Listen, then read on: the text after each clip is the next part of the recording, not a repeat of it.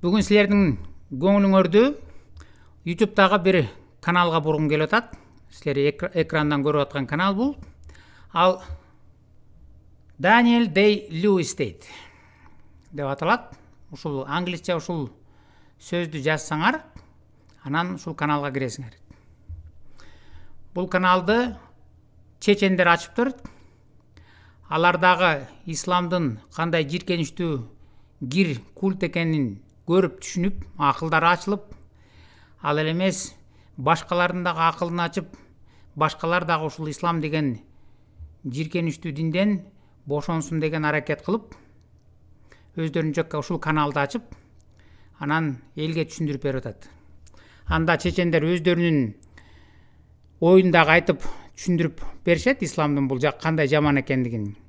Ошондой эле англис тилинде көптөгөн каналдар бар, видео фильмдер бар. Исламдын чыныгы жүзүн ачып көргөзгөн.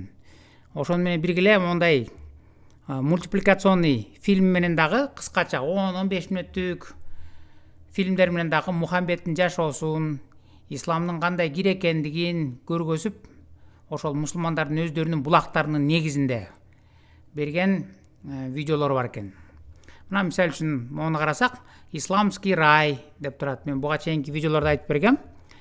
Исламдын динине ылайык тиги дүйнөдө Аллах буларга чексиз узундукта эркек мүчө берет экен, анысы эч качан жатпайт экен, ага кошуп миңдеген кыздарды берет экен. Анан ошол жанагы жатпаган пенис менен тынымсыз ошол кыздар менен секс абалда болуп жатат экен. Алардын бирөө менен эле болгондо оргазмы 70 жылга созулат экен. Элестетикли, оргазм эле 70 жыл болсо, секс канчалаган кылымдарга созулат.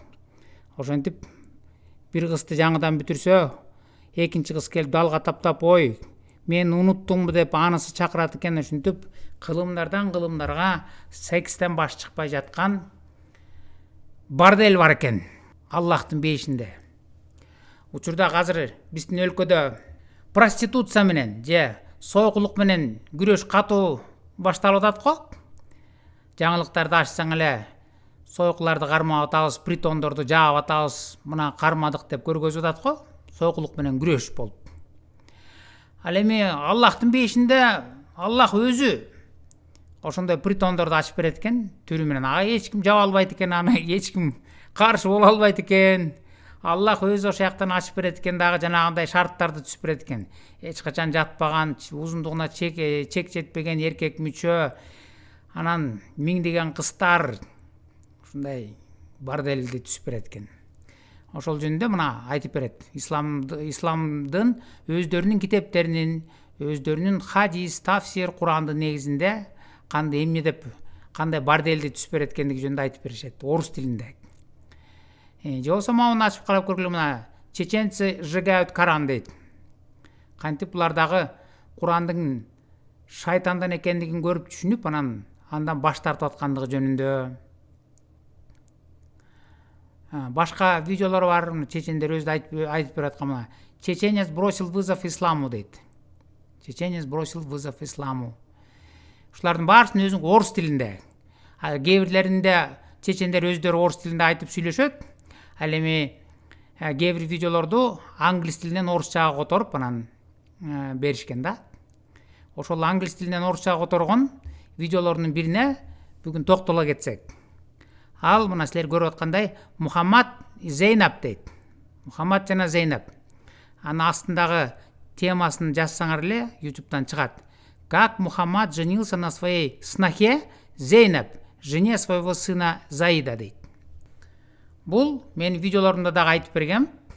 Курандын 33-сүрөсү 37-аятына ылайык Мухаммедтин асыранды баласы болгон Зейд деген. Ал Зейдти өзү үйлөндүрүп, ага Зейнеп деген кызды алып берген. Күндөрдүн биринде Зейд үйүндө жок кезде Мухаммед анын үйүнө барып, Зейнепти көрүп калат. Анын кийими жок, жылаңаш жүргөнүн көрүп калып, ага көз түшөт дагы. Ошо замат машаллах, жүрөгүм козголду, Аллах жүрөгүмдү козгоду дейт. Кыйыр түрдө Зейнепке көз түшүп калганын билдирип анан кетип калат. Кечинде Заид үйүнө келсе, аял айтат: Аллахтын элчиси келип ушинтип мага көзү түшүп калды дейт. Ал эле эмес, кечинде Зейд аялы Зейнеп менен жыныстык катнашта болоюн десе, Аллах ал Заидтин эркек мүчөсүн шиштип жибериптир. Себеби Аллахтын элчиси Мухаммедтин көзү түшүп калды анын аялына. Ал эми буга чейинки видеолордо да айтып бергем. Ошол эле 33-сүрө 50-аятка ылайык Мухаммедтин көзү кай бир аялга түшүп кала турган болсо, анын күйөөсү ошол замат ажырашып туруп аялы менен аялым Мухаммедке алып келип салып бериш керек деген аятты түшүрүп алып, анан көтөрүп жүргөн. Аны элдин баарына айткан, окуткан. Анан Зейд байкуш эмне кылат? Кечинде аялы менен жыныстык катнашта болоюн десе, Аллах анын жыныстык мүчөсүн шиштип жибериптир. Аялы менен жыныстык катнашта боло албай калсын. Анткени анын аялына Мухаммедтин көзү түшүп калды, эми Мухаммед аны менен жатсын деп. Аллах Кудай болсо, эй, бети жок, жүзү кара Мухаммед, кантип бирөөнүн аялына, болгондо дагы өзүңдүн балаңдын аялы, келиниң Зейнепке көзүң түшөт деп туруп, Мухаммедтин эркек мүчөсүн шиштип жибербейби? Эгерде Аллах Кудай болсо. Жок, тескерисинче. Мухаммед ошол өзүнүн келини менен жатсын, жыныстык катнашта болсун. Ал эми ал келинин күйөөсү боло албай калсын деп туруп, Заидтин эркек мүчөсүн шиштип жибериптир да. Машаллах. Аллахтын күчүн көрбөйсүңбү, Өзүнүн элчисине башка бирөөнүн аялы менен жатсын деп, ал аялдын күйөөсүнүн эркек мүчөсүн шиштип жибериптир. Эми бул окуяны дагы жакыныраак түшүнүш үчүн өзүңөр элестетип көрсөңөр да, мусулмандар. Мисалы, силер Мухаммедтин тушунда жашасаңар, анан күндөрдүн биринде силер үйдө жок кезде пайгамбарыңар саллаллаху вассалам үйүңөргө келип калып, аялыңарга көз түшүп калса, анан ошол замат машаллах сага көзүм түштү деп кыйыр түрдө билдирип кетип калса, кечинде жумушуңардан үйгө келсеңер эле аялыңар айтса, пайгамбарыбыз келип мага көз түшүп калды, ушинтип билдирип кетти десе, аялыңарды пайгамбарыңарга алып барып салып берет белеңер, же бербейм дейт белеңер. Эгерде бербейм десең, анда жыныс мүчөңдү шиштибейт Аллах. Зейдтикин шиштикендей. Анан жатасың. Аллах Субхана ва Тааланын эркине каршы чыкпай эле, эбак эле аялымды пайгамбарыбыз саллаллаху вассаламга алып барып салып берсем болмок экен деп нар карап алып өзүнчө күбүрөнүп шыбыранып. Анткени мына Куранда ушинтип аят түшүрүп алган Мухаммед.